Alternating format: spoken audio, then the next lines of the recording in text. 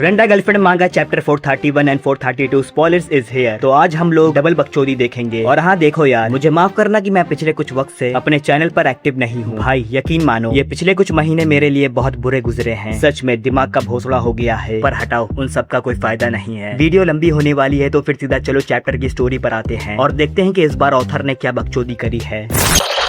Chapter की शुरुआत में हमें दिखाते हैं कि काजुया जिम में था और अपने चूतिए काजुया की बॉडी बन गई थी। लिटरली बंदे के सिक्स पैक्स नजर आ रहे थे और वो खुद को शीशे में देखते हुए कह रहा था ये इतना बुरा भी नहीं है। और फिर वो अपने सर के बल नाचते हुए कहता है मैं अपनी ही बॉडी देखकर हैरान हो गया हूँ। मैंने कभी नहीं सोचा था कि ऐसा दिन भी आएगा। इन मशीन्स जैसे शोल्डर्स को देखो, मेरी मसल्स बन रही है, मेरे पैक्स, मेरे बाइसेप्स, ये मामूली बदलाव है लेकिन मेरी बॉडी यकीनन प्रोग्रेस कर रही है। ये फ्यूचर, ये मेरा इंतजार कर रहा है। ये कहकर काजुया इमेजिन करता है कि मिजुहारा उसके गले लगकर कह रही है सिर्फ एक महीने में तुम बिल्कुल एक नए मर्द लगने लगे हो। इसके बाद हमें दिखाते हैं कि काजुया काफी अच्छे मूड के साथ जिम से बाहर आ जाता है और रास्ते में वो खुद से कहता है मेरी ड्राइविंग क्लासेस और नौकरी की तलाश दोनों ही बढ़िया चल रही है। मैं धीरे धीरे लेकिन यकीनन मिजुहारा के लायक इंसान बनता जा रहा हूँ। और सुमी ने भी ये बात खुद कही थी कि मैं सभी से ज्यादा कूल हूँ। अरे नहीं बेवकूफ, जल्दबाजी मत करो, वो तो सिर्फ दिखावा था। इसके बाद काजुया अपने ड्राइविंग स्कूल के शेड्यूल को देखता है और उसे देखकर वो कहता है मेरे ड्राइविंग लाइसेंस टेस्ट की डेट 4 जुलाई के लिए फिक्स हो गई है और आज 23 जून है, तो उसमें अभी लगभग 10 दिन बाकी है। मेरे पास कुछ खाली दिन है, लेकिन अगर मुमकिन हो तो मैं पहले कम से कम एक बार मदर फॉर्म देखना चाहूंगा और मुझे और भी चीजें तैयार करनी है, इसलिए जितनी जल्दी हो तो उतना ही अच्छा होगा। मुझे 4 जुलाई को हर हाल में ड्राइविंग टेस्ट पास करना होगा। फिर हमें दिखाते हैं कि काजुया एक रेस्टोरेंट में खाना खा रहा होता है और खाते वक्त वो सोचता है अब मुझे ये सोचना होगा कि उस डेट के बारे में मिजुहारा को कैसे बताऊं। मैंने सोचा था कि उस दिन को एक सरप्राइज बना दूं। मदर फॉर्म और मूवी के लिए एक अलग सरप्राइज प्लान करना होगा। मुझे लगता है कि लड़कियां कम से कम ये तो जानना चाहती होंगी कि वो कहाँ जा रही हैं, ताकि वो खुद तय कर सके कि उन्हें क्या पहनना है। लेकिन मिजुहारा ने कहा था कि वो डेट की तारीख से पहले वो अपने प्ले पर फोकस करना चाहती है, इसलिए इस बारे में उससे बात करना मुश्किल है। फिर भी मुझे किसी न किसी तरह से मिजुहारा को ये बताना होगा, वो भी उसके प्ले खत्म होने से पहले। मुझे सावधानी बरतनी होगी ताकि मैं उसे परेशान न करूँ। रुको, मैं सच में मिजुहारा का प्ले देखना चाहता हूँ। मेरा मतलब बेशक मैं डेट की तैयारियों में इतना बिजी हो गया था कि ये बात ही भूल गया था। मैं उसे उसकी जीत के खास पल में देखना चाहता हूँ। ये मिजुहारा का नया काम है, ये उसकी मेहनत का फल है। अगर मैं अपनी मर्जी से जाकर देखूं तो शायद उसे बिल्कुल भी परेशानी नहीं होगी। वैसे भी मैं उससे मिलने की कोशिश थोड़ी ना कर रहा हूँ, क्योंकि 10 जुलाई आखिरी दिन है, इसलिए प्ले शायद जल्दी शुरू हो जाएगा। टिकट्स तो शायद अब तक सेल पर आ चुकी होंगी। इसके बाद काजुया देखता है कि मिजुहारा के प्ले के सारी टिकट बिक चुकी है और ये देखकर वो हैरान हो जाता है। फिर वो अपने मन में चिल्लाते हुए कहता है क्या बिक गई? अभी तो 2 हफ्ते बाकी हैं। मुझे बिल्कुल भी अंदाजा नहीं था कि लोग इन टिकट्स के लिए लड़ रहे हैं। मुझे लगता है कि मैं ये समझ सकता हूँ। मिजुहारा ने कहा था कि वो हमेशा से इस नाटक में काम करना चाहती थी, वो भी इस फेमस डायरेक्टर के साथ। मुझे पूरा यकीन है कि ये एक्टिंग वर्ल्ड में सुपर पॉपुलर होगा। इसके बाद हमें दिखाते हैं कि काजुया देखता है कि उसे होरिके कॉर्पोरेशन से एक मेल आया था और उस मेल को पढ़कर काजुया कहता है यार सीरियसली, होरिके कॉर्पोरेशन ने मुझे रिजेक्ट कर दिया। मुझे पता था कि ये आसान नहीं होगा, लेकिन इससे तो मेरा मोमेंटम थोड़ा टूट सा गया है। लेकिन मैं हार नहीं मान सकता हूँ। कोशिश करना अपना ही मकसद होता है, कोशिश करना ही सबसे ज्यादा मायने रखता है। अगर मैं प्ले वाली सिचुएशन को पॉजिटिव नजरिए से देखूँ तो कम से कम मुझे ये फिक्र नहीं रहेगी कि मेरी वजह से उसके लिए कोई प्रॉब्लम खड़ी होगी, क्योंकि हो सकता है कि वो स्टेज से मुझे देख ले और अब मेरे पास बाकी चीजों की तैयारी करने के लिए और भी ज्यादा समय है। और वैसे भी मुझे अभी अभी एक बात का एहसास हुआ है कि अगर मिजुहारा मुझे रिजेक्ट भी कर दे तब भी मेरे पास मेरी मसल्स, मेरा लाइसेंस और नौकरी ढूंढने का मेरा जुनून रहेगा। मुझे जिंदगी में आगे चलकर इन सभी चीजों की जरूरत पड़ेगी। सबसे पहले अगर मैं खुद एक बेहतर इंसान नहीं बन पाऊँ तो मैं मिजुहारा के लायक मर्द नहीं बन पाऊंगा। वो हमेशा से वही थी जिसने मुझे आगे बढ़ने की हिम्मत दी। मैं ये करके दिखाऊंगा, मैं इसे जरूर करके दिखाऊंगा। इसके बाद हमें मिजुहारा का सीन दिखाते हैं जो अपने घर में अपने फोन को घूर रही थी। असल में उसने जो रूका को मैसेज भेजा था उस मैसेज को रूका ने सीन करके छोड़ दिया था और इस चीज पर मिजुहारा अपने मन में कहती है शायद वो वाकई में मुझे अवॉइड कर रही है। मुझे नहीं पता कि उसे हमारे बारे में कितना पता है, लेकिन ये कहना शायद गलत नहीं होगा कि वो मुझसे नफरत करती है। फिर भी मुझे ये बिल्कुल पसंद नहीं है, लेकिन सच कहूँ तो मुझे थोड़ी राहत भी महसूस हो रही है। अगर उसने रिप्लाई किया या कॉल की तो क्या होगा? मैं उससे माफी कैसे मांगूंगी? मुझे नहीं लगता कि वो मुझे माफ करेगी। उसे मेरी कही कोई भी बात समझ नहीं आएगी। नहीं, ये डरपोक बनने का समय नहीं है। अगर मैंने अपना बन बना लिया है तो मुझे उसे जल्द से जल्द बता देना चाहिए। इसके बाद मिजुहारा को रूका की सारी बातें याद आती है और फिर वो कहती है नहीं, मैं उसे नहीं बता सकती। इतना सब कुछ होने के बाद मैं वाकई में काजुया के प्यार में पड़ गई हूँ। और फिर उसी वक्त काजुया को मिजुहारा का मैसेज आता है जिसमें लिखा था कि हे, मैं सोच रहा था कि हम 11 जुलाई को मदर फॉर्म चले। पहले मैंने सोचा था कि मैं इसे सरप्राइज रखूं, लेकिन फिर लगा कि तुम शायद पहले से जानना पसंद करोगी ताकि उस हिसाब से तुम अपना आउटफिट चूज कर सको। और वैसे तुम्हारे प्ले के लिए all the the best, reply करने की जरूरत नहीं है। ये मैसेज पढ़कर मिजुहारा की धड़कनें तेज हो जाती है और फिर वो काजुया को रिप्लाई करती है ओके थैंक्स। और मिजुहारा का रिप्लाई देखकर काजुया भी जोश में आ जाता है और यहीं पर ये चैप्टर खत्म हो जाता है। तो फिर यार देखो, बिना किसी बकवास के सीधा अगले चैप्टर की स्टोरी पर आते हैं।